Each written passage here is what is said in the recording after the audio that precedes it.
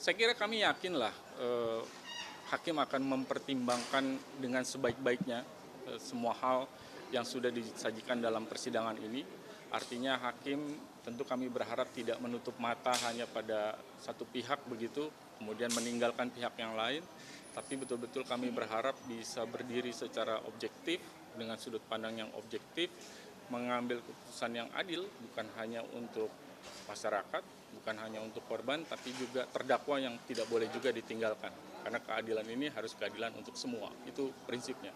Dan kami masih punya keyakinan bahwa harapan akan keadilan itu seperti disampaikan pada pledoi Pak Ferry Sambo, walaupun hanya setitik dan dalam ruang sidang yang cukup sesak, tetapi harapan itu masih ada untuk terdakwa Pak Ferry Sambo. Itu saya pikir. Dengan harapan vonisnya adalah apa, Pak? Vonisnya tentu lebih ringan lah daripada yang sudah disampaikan dari tuntutan jaksa gitu. Dan sesuai dengan tadi kami sampaikan di dalam baik pembelaan maupun dalam duplik yang kami sampaikan, ada soal juga tadi pasal 55 ayat 1 ke 2 itu tidak digunakan. Jadi apakah kemudian kita bisa menjatuhkan pidana terhadap seorang pelaku yang tidak didakwakan di dalam surat dakwaan penuntut umum? Secara hukum itu tidak dimungkinkan.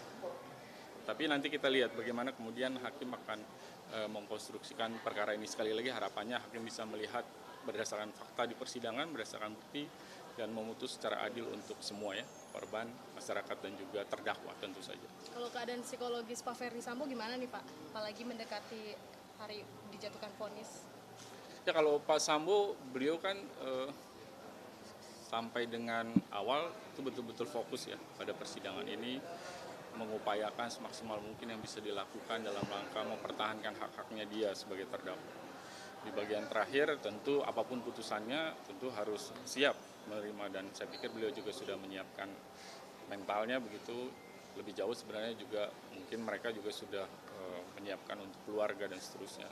Tapi sekali lagi yang perlu justru bukan dari Pak Ferry Sambo, yang perlu adalah kepada kita semua ya, baik media, masyarakat, bagaimana memberi kesempatan kepada hakim supaya bisa ada ruang untuk hakim nanti mempertimbangkan secara jernih.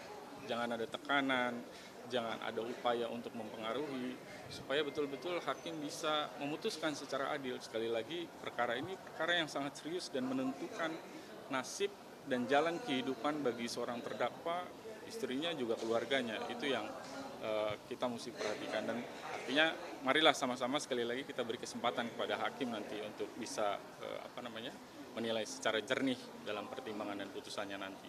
Itu.